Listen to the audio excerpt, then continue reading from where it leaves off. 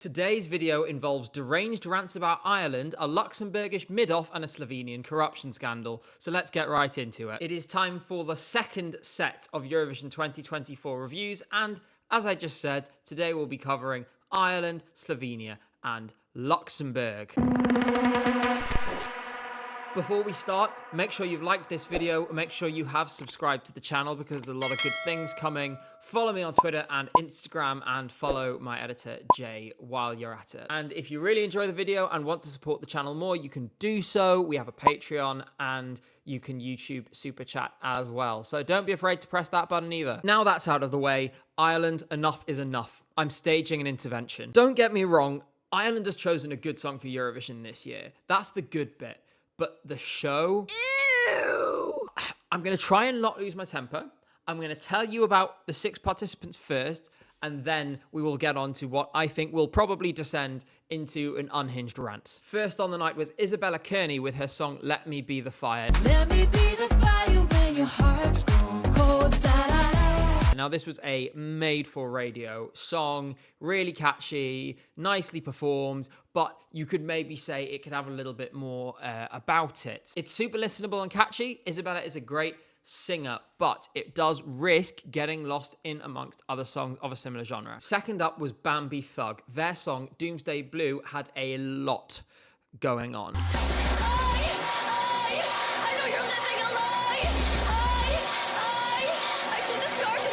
From a calm hook and chorus to a loud and angry pre-chorus to the dramatic crescendo at the end, this was a song that really did have anything and pushed musical boundaries. Now, Bambi describes their genre of music as Ouija pop, and to be honest, it's kind of hard to see how this fits into any one box. So giving them their own genre, I'm kind of behind it. If nothing else, like Gutubben, which we'll get onto in a minute, this song jumps out. It forces you to take notice. You're gonna remember this. It's not gonna fade into the background. JLOL and Toshin were third on the night performing, and their song Judas was the only rap song in the selection. We will see M's and accolades someday. I keep that smile on my mom's face, God's grace. The thing is, rap is such a difficult genre to get to make work at Eurovision, and this one didn't really click for me. Don't get me wrong, the vocals and the rapping were really good, but the backing track was just so dull. They left themselves with so much to do to make up that gap on the night that it was never going to be easy for them. The fourth song on the night was Gutubben by Elsha.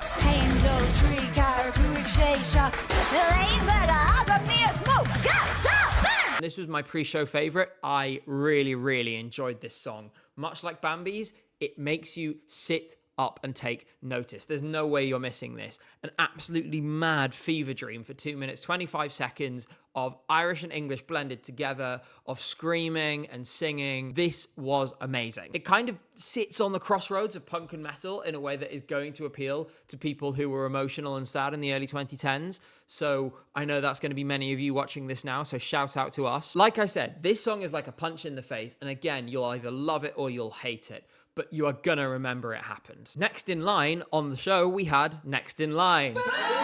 Their song Love Like Us was a product of the same boy band factory that brought us Westlife. That's right, Louis Walsh is back again. It's the way you walk, the way you dress. You can say whatever, cause you say it best. Much like a venereal disease that keeps coming back again, Louis Walsh keeps on submitting bands and songs to this selection, and he keeps getting them into the actual shows because of his connections.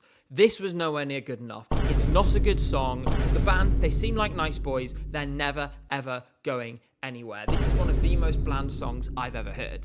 Personally, I've never been a fan of the Louis Walsh boy band formula. Even going back to bands like Westlife, which at least had something about them, it's gone downhill and downhill, blander and blander, more and more nothing burgers ever since then. Next in line make Westlife look like the Beatles. Last but not least, Erica Cody, closing the song with her song Love Me Like I Do. No one can love me like I do. Erica was the pre-show favourite, and there was a reason for this, because it's a radio-friendly song, it's well sung, Erica hit all the notes, she had a great choreo, she really brought the whole package. One thing I did notice is that if you listen to the lyrics of the song, it's about enjoying your own company. Like, come on, No one can love me like I do. No one can touch me like I do. There's only room in this bed for one.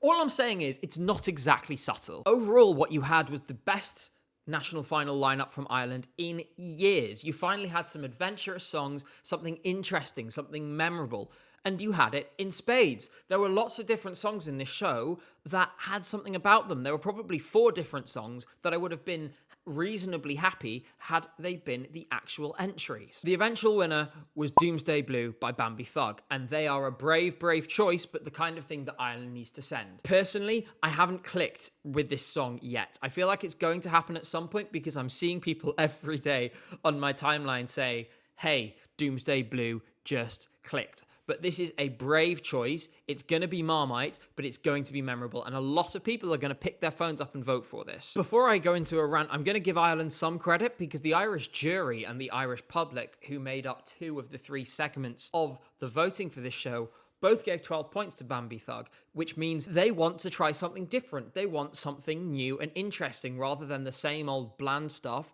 that we are starting to get used to from Ireland. However, the international jury decided to give their 12 points to Louis Walsh and the Personality Vacuums. So all I'm saying is, thank God for the Irish. Anyway, let's talk about the main thing I want to rant about here, which is the production of this national final, which was absolutely horrific. Speaking to Irish fans in the run-up to the show, they were rightly excited about this because this Eurosong lineup was the best it had been in years, and it wasn't close. With all of that hype, what did we get on the night?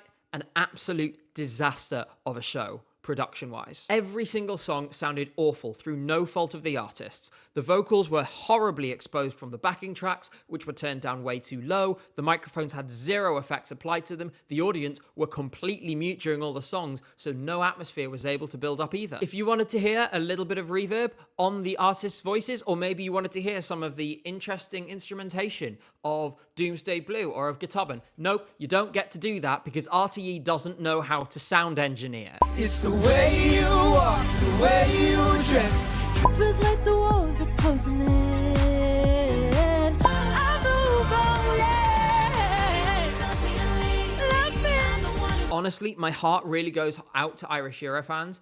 I know how amazing it is that you guys have got an entry that is befitting of a country with as rich a Eurovision history as Ireland, and I'm glad it worked out the way it did, but you deserved so much better than that show. So much better. And I really feel for the artists who worked so hard on producing that amazing set of songs, only to be totally thrown under the bus by the Irish broadcaster. Not one of those songs was done justice on the Eurosong stage on that night. Quite frankly, I think it's actually really irresponsible for a broadcaster and a production team like the one they have at RTE to put young upcoming artists just starting out on their careers on such a massive platform and then screw them over like that. I really think it's a shame, and I really hope it doesn't have a negative effect on any of their careers. This is before we get on to the fact that the winner of the show, Bambi Thug, spent the whole night being misgendered by the judging panel. These kinds of things are not hard to get right. They're the sorts of things that the judges should have been told. It's a matter of respect, it's a matter of diligence, and to be honest, I thought it was really disappointing that they couldn't even get that right. Ireland, for a number of years, has used the Late Late Show as its vehicle to select its entry, using their studio, using their host, and so on. This was definitive proof, if we didn't already know it, that this has to end. This was the final nail in the coffin. They either need to go all out and do a proper national final and do the artists justice, or not bother. Because the songs are good enough now. It is really clear this year that the songs that are coming in are good enough. If this standard holds up, Ireland is in for a good few years in Eurovision. Now give them the stage that they deserve. Give them the production and the hype that they have worked so hard for. Don't undersell them with crap like this. In terms of how Bambi Thug is going to do at Eurovision, I think there is a pretty wide window for where this song could end up.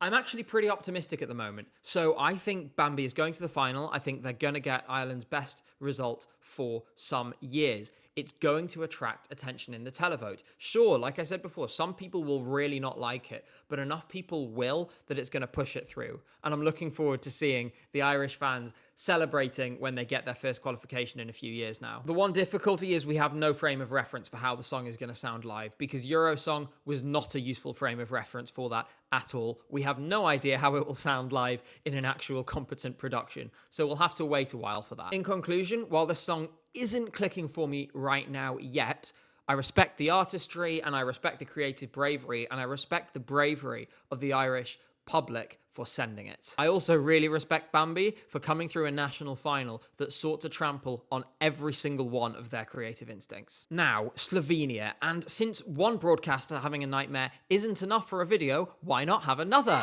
Slovenia has descended into a corruption scandal after already selecting their song, so I'm going to do things in the order they happened and tell you about the song first, and then tell you about how all hell is breaking loose at RTV in Slovenia as a result. Before we start, a quick shout out to Joker Out, who, as well as being one of the main reasons why I met my editor Jay, also had a massive European tour over the last year since Eurovision. They really used it as a springboard to launch their careers. And of course, there was also the bromance between Bojan and Karia. Aww. That in turn led to a certain fan fiction involving the two of them, referencing an event that happened in 2001. If you don't know what I'm talking about, don't Google it. Anyway, hey all 84 of you. I was intending on reading 9/11 fan fiction, but here we are. Okay then.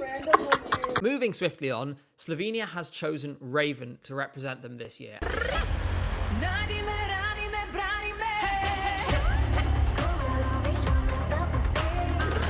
It is her third attempt at entering the contest. She's previously finished second in the Slovenian national selection when they had a national selection twice. Her participation was announced on a slightly surreal TV special that included this interesting cover of Cha Cha Cha.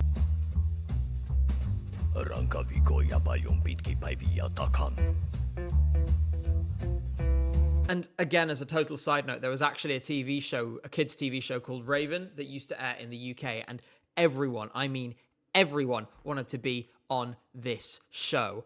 I never managed it, but at least I did manage to get onto another show. Hi, I'm Gabe, I'm 11 years old and I'm really good at computer games and sports. Let's talk about how the song was selected. Slovenia decided to go internal this year, but that wasn't actually the original plan. The original intent was to host a national final, and from information we have available to us, we know that artists were actually selected for this national final and were being primed to compete. They'd already started getting ready. Then, suddenly, the broadcaster changed their minds, cancelled the national final, and chose Raven internally. So Raven was selected, her song was revealed to the public to a great reception, and everyone was happy. And that was the end of it.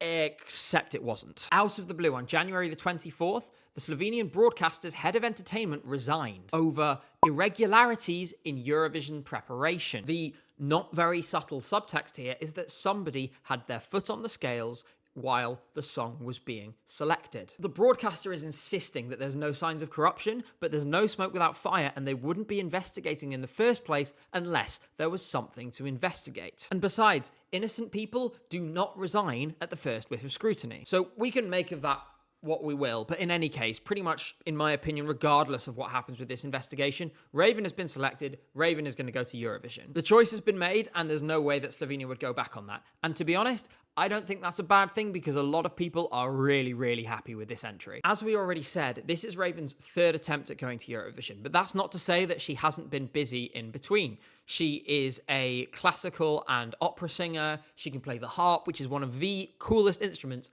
in the world. And we can't understate this. Raven is an incredible harpist who has won awards internationally for it and has performed with philharmonic orchestras. Because of the strength of her musical background and how fondly her previous entries to the Slovenian national final were remembered by Eurovision fans, this was one of the most hyped entry reveals so far of the season. That meant there was a real pressure on Raven to deliver. And did she? Yeah, you bet she did. In my opinion, Veronica is an absolutely incredible song. possibly Slovenia's best ever Eurovision entry, although it feels weird to compare them to someone like Joker Out, who are chalk and cheese by a comparison. What I love about this song is that though the instrumentation is tense and bombastic, it leaves the space for her vocal to really shine, and you can see how, on a live performance, she'd be able to add even more on that front. Every year we see songs that are good in studio but really are designed to be performed live, that elevate themselves when they are on a stage. This is clearly one of those songs. You need an absolutely incredible and extremely talented vocalist in order to deliver on that promise, but luckily for Slovenia, that is exactly what Raven is. The Slovenian music industry is not a big place because Slovenia is not a big country.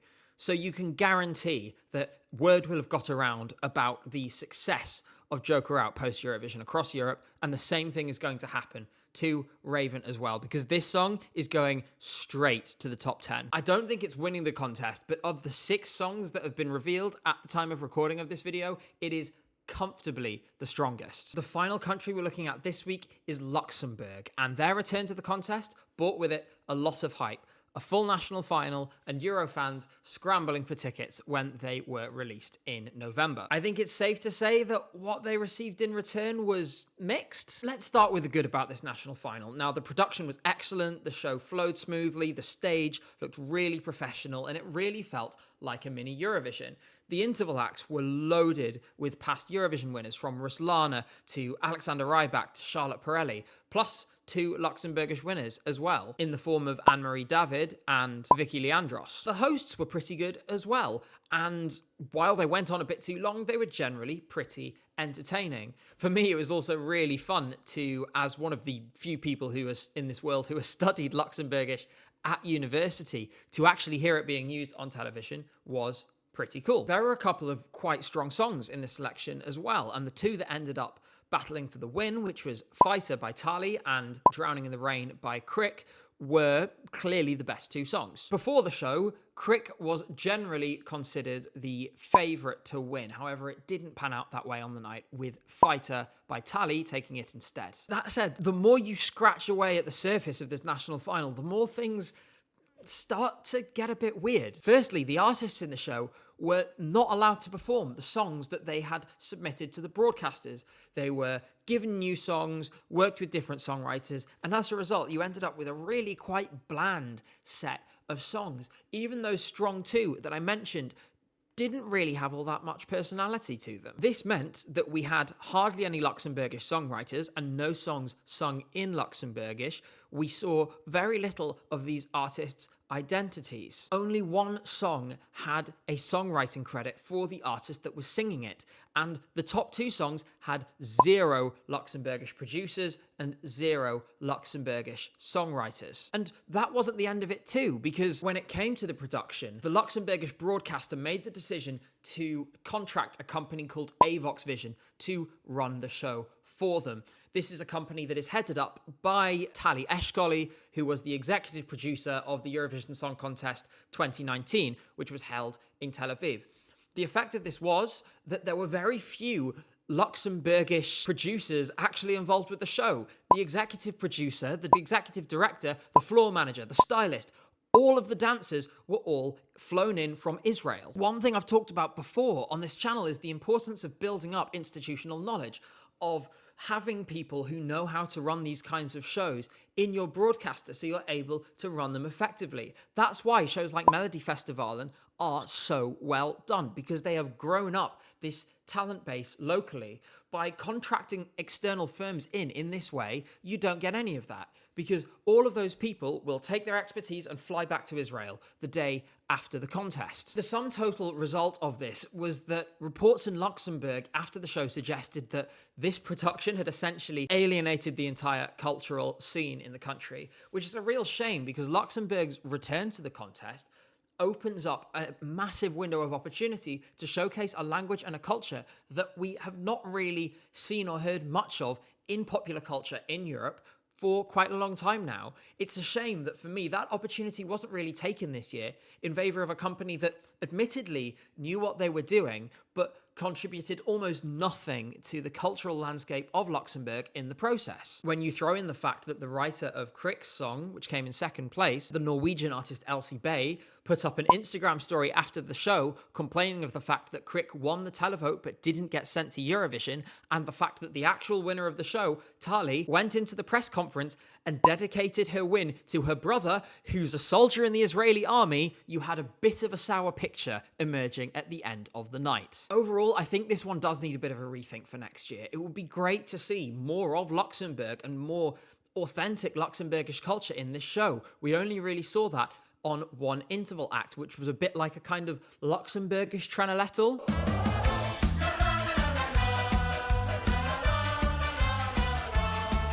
It was great to see interviews with all the artists before their songs, but I would love to have seen that set to a backdrop of actual Luxembourgish cultural sites, you know, showing us a bit more about the country, because Luxembourg is a country that most people do not know very much about. Next year, I really do think we need to see a bit of a rethink. That's not to say the show was bad this year, because like I said, it was well produced, it was nice enough to watch, the songs were fine, if nothing amazing, but it would have just been so nice to see a show that taught us a bit more about a country we don't know more about, and a production that actually drew on and benefited the local cultural scene. I would love to see artists writing their own songs, dancers on stage who are actually from Luxembourg, and a production that just represented the country a bit more authentically. I'm going to preempt some comments here and say now, I would have these concerns about authenticity and about not representing Luxembourg faithfully, no matter where the production company was from.